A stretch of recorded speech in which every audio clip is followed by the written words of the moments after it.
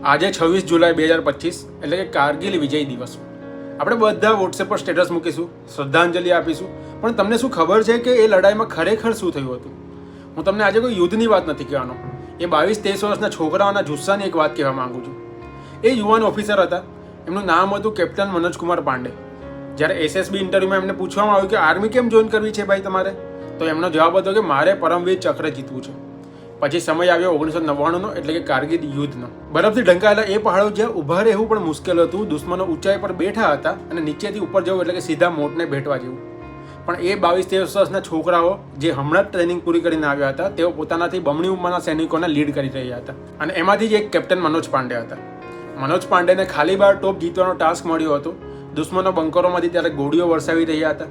એ લડતા રહ્યા, એમને અહીંયા ખંભા પર ગોળી વાગી, એમને પગમાં ગોળી વાગી અને લોહી વહેતું રહ્યું, પણ એ અટક્યા નહીં. પોતાના સૈનિકોએ એમને છેલ્લો સંદેશો આપ્યો કે આ દુશ્મનોને આપણે છોડવાનું નથી.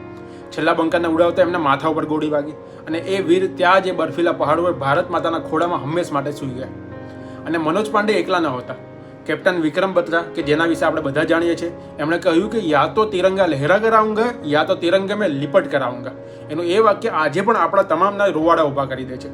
આ ઉપરાંત લેફ્ટનન્ટ અનુજ નૈયર, સૌરભ કાલિયા અને ઘણા બધા કે જે નામોની યાદી બહુ લાંબી છે. આપણે જે પહાડો પર આજે ગાડી લઈને ફરવા જઈએ છીએ, એ જ પહાડો પર કોઈએ આપણા આવતીકાલ માટે પોતાના શરીર ઉપર ગોળીઓ ખાધી હતી. આપણે જે તિરંગાને આજે ગર્વથી લહેરાવીએ છીએ, એ જ તિરંગામાં લપેટાઈને કોઈના 23 વર્ષનો દીકરો ઘરે પાછો આવ્યો હતો. એટલે આજે જ્યારે આપણે આ દિવસને યાદ કરીએ છીએ, ત્યારે માત્ર એક જીત તરીકે નહીં, પણ એક કિંમત તરીકે યાદ કરવાનો છે. એ કિંમત કે જે આપણા જેવા જ યુવાનોએ આપણા માટે ચૂકવી છે. એમની 22-23 વર્ષની ઉંમર અને સદીઓ સુધી જીવંત રહેનારી આ તમામ કહાનીઓ. કારગિલના તમામ વીરોને સત નમન.